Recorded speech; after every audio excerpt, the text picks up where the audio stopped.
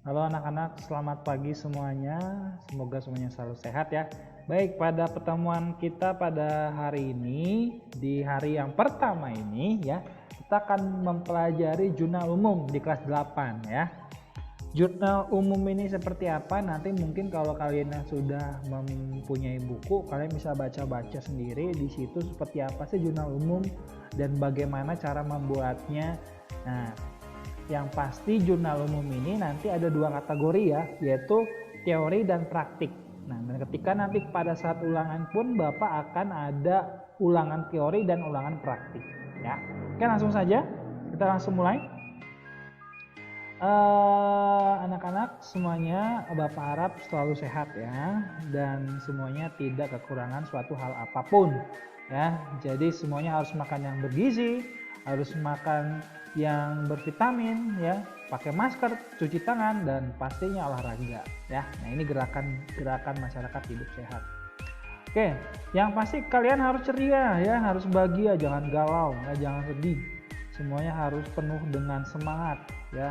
Walaupun kalian sedang galau dan sedih ya, harus bekerja sama dengan baik dengan perasaan kalian sendiri, harus semangat dan ceria ya. Baik anak-anak, kita mulai saja. Nah, bagi yang belum mempunyai buku, kalian bisa memperhatikan video Bapak ini ya.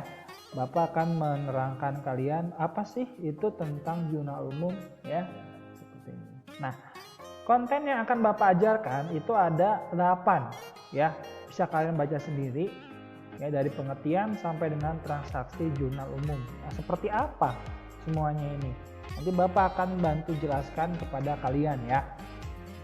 Nah, selanjutnya kita langsung saja ke apa sih jurnal umum itu ya. Jurnal umum itu berasal dari bahasa Prancis jour yang artinya hari ya. Kalau bisa didefinisikan, jurnal umum itu adalah jurnal yang digunakan untuk mencatat sejumlah transaksi keuangan yang muncul dalam periode waktu tertentu. Nah, kalian masih ingat ya, waktu pembelajaran di kelas 7 kalian Bapak minta untuk membuat kwitansi. Nah, dalam membuat jurnal umum itu, hal yang paling pertama harus kalian lakukan adalah mengumpulkan semua bukti transaksi yang berupa kwitansi. Nah, seperti itu anak-anak. Nah, tapi kalau pembelajarannya yang dasar ini, nanti di buku biasanya sudah ada soalnya, beda ya dengan beda dengan pembelajaran yang kelas 7, tidak harus mengumpulkan kwitansi kembali. Nah, gitu ya. Nah, jadi ini catatan harian ya. Dicatatkan dari tanggal berapa, Pak? Dari tanggal 1 sampai dengan tanggal 31. Nah, pada saat laporan keuangan. Nah, di jurnal, misalkan setiap hari itu kan nggak mungkin ada transaksi. Ya, misalkan dalam seminggu hanya ada 3 transaksi. Nah, yang kalian catat itu hanya 3 hari itu aja. Ya, jadi kalau misalkan ada hari yang tidak mempunyai transaksi, ya ngapain kalian catat? Ya, tidak ada gunanya. Ya, nah seperti itu. Itu pengertiannya ya, diingat-ingat ya. Oke, selanjutnya. Nah, fungsi jurnal umum itu ada 1, 2, 3, 4, dan 5 ya. Sama ini ya, fungsi informatif. Hampir sama yang seperti di buku ya. Kalau di buku bisa kalian buka, yang sudah mempunyai buku mungkin punya cici kokohnya atau punya saudaranya, itu di halaman 2 ya. Di situ ada fungsi historis, fungsi mencatat, analisa, instruktif, dan fungsi informatif. Nah, historis itu apa? Nah, bisa kalian baca sendiri ya. Kalau misalkan teori lah bisa kalian analisis sendiri ya. Kalian harus bisa menganalisis dan bisa bisa mengartikan nih fungsi historis itu untuk apa sih ya. Fungsi mencatat itu untuk apa ya.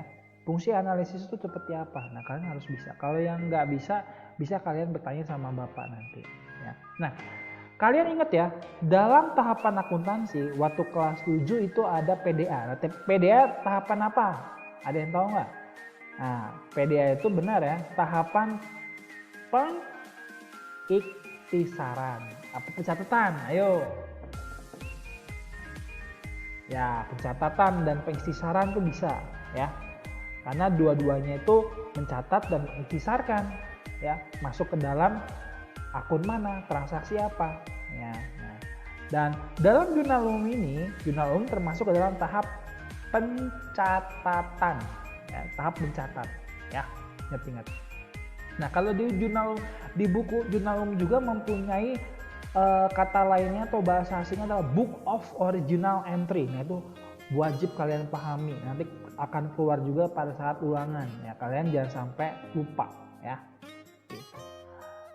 Selanjutnya Bapak langsung saja cepat, ya, tidak usah bertele-tele. Nah, ini fungsi informatif. Bisa kalian pelajari sendiri, ya, bisa hafalin atau mungkin kalian kalian ingat-ingat juga bisa. Nah, kalau ketut dengan layar bisa kalian searching di Google atau di searching di aplikasi yang lain, ya, mengenai penjelasannya. Nah, tujuan jurnal umum. Mengapa sih kita harus membuat jurnal umum, Pak? Dan kita mengapa kita harus mengetahui? Nah, ini ilmu akuntansi ini bagi anak IPS, nanti calon anak IPS, itu penting sekali anak-anak. Apalagi anak-anak nanti yang SMA-nya mau jurusan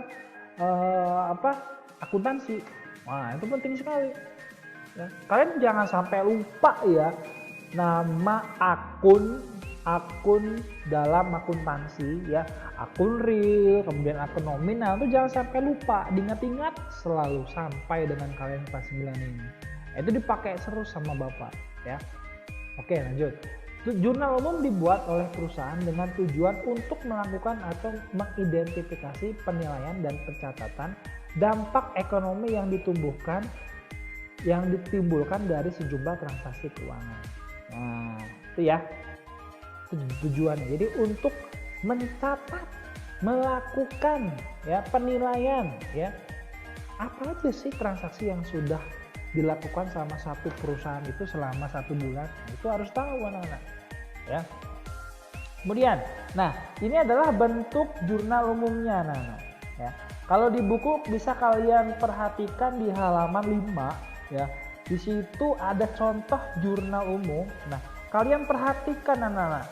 Dalam membuat jurnal umum yang harus kalian lakukan, yang pertama dan wajib jangan sampai ketinggalan adalah judulnya, ya, sama dengan PDA yang sudah Bapak ajarkan di kelas 7, ya.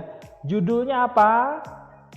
PT apa? Misalkan PT Maju Mundur. Nah, misalkan PT Hideng Selalu. Nah, misalkan, ya. Jurnal umum baru nama jurnalnya, kemudian periode, ya. Tanggal, bulan, dan tahun. Nah, itu harus kalian cantumkan. Nah, bentuknya seperti apa? Seperti ini, anak-anak. Tanggal, ada nama akun. Nah, nama akun ini bolehlah nanti saja, ya, kita akan bahas sama-sama. Nama akun ini sama dengan kelas 7, anak-anak, pada saat kalian membuat PDA. Ya, di situ ada kas, di situ ada modal, di situ ada beban sewa, ya, kemudian ada mesin jahit, ya, ada pendapatan jasa, utang, dan sebagainya. Nama akunnya sesuai dengan transaksi pada perusahaan tersebut. Nah, ya, nggak mungkin kan misalkan si perusahaan misalkan suatu transaksinya seperti ini, anak-anak. Nih, dibeli peralatan secara tunai. Nah, kamu buatnya kas sama utang, ya, nggak nyambung. Sesuai transaksi, benar kan? Apa yang benar? Peralatan pada debit dan kredit pada kas, ya. Karena peralatan bertambah, ya, kas berkurang, ya. Nah, nanti bentuk jurnal ini akan ke bawah, ya. Dari mulai tanggal 1 sampai dengan tanggal 29 kalau yang ada di buku. Sesuai dengan tanggal transaksinya, ya. Jangan sampai ada transaksi yang ketinggalan. Karena pada akhirnya dalam kalian membuat jurnal umum, kalian akan menjumlahkan saldo dari setiap transaksi, ya. Akan menjumlahkan nominal angka pada setiap transaksi, ya. Seperti itu, ya. Oke, nanti kalau masih ada yang kurang paham bisa japri ke Bapak. Oke, lanjut aja. Nah, ini anak-anak sangat penting sekali, anak-anak. Sebelum kalian memahami bukti transaksi keuangan dicatat dalam jurnal, terlebih dahulu dilakukan analisa untuk menentukan ya pengaruhnya terhadap akun-akun di perusahaan anak-anak. Ya. Pencatatan transaksinya dalam jurnal diatur dalam sebuah mekanisme debit dan kredit. Ya. Kalau dalam PDL kan kalian ingat ya, di situ ada kolom pasifa dan aktiva. Nah, kalau di dalam jurnal umum ini tidak ada pasifa dan aktiva lagi. Dia hanya ada kolom debit dan kredit. Ya, kalian harus mengetahui letak kas itu ada di debit atau di kredit. Ya, kalian harus mengetahui modal itu ada di debit atau di kredit. Nah, itu kalian harus tahu. Ya, nah, bagaimana cara mengetahuinya? Ini adalah apa? Kalau bila istilah matematika adalah rumusnya, Nana. Ya. Harta ketika bertambah, kamu taruh debit. Harta ketika berkurang, kamu taruh di kredit. Harta itu apa aja, Pak? Banyak. Ada harta ada harta tetap dan harta lancar. Ingat ya, harta tetap itu apa aja, Pak? Akumulasi penyusutan peralatan, ada peralatan ya, kemudian ada gedung, tanah dan sebagainya. Harta lancar itu apa aja, Pak? Harta lancar itu ada kas, piutang usaha, kemudian ada apalagi perlengkapan ya, ada sewa dibayar di muka ya, kemudian ada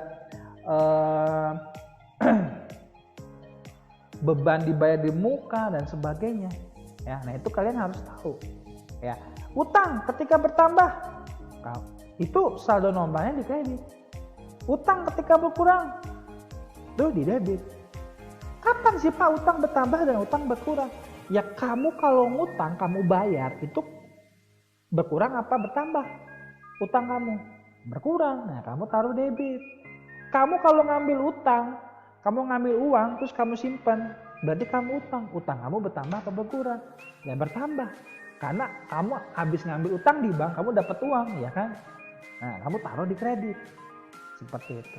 Nah, modal itu ada prefer ya, nanti di situ ada modal. Kalau bertambah di kredit, kalau berkurang di debit. Kapan sih modal itu bertambah?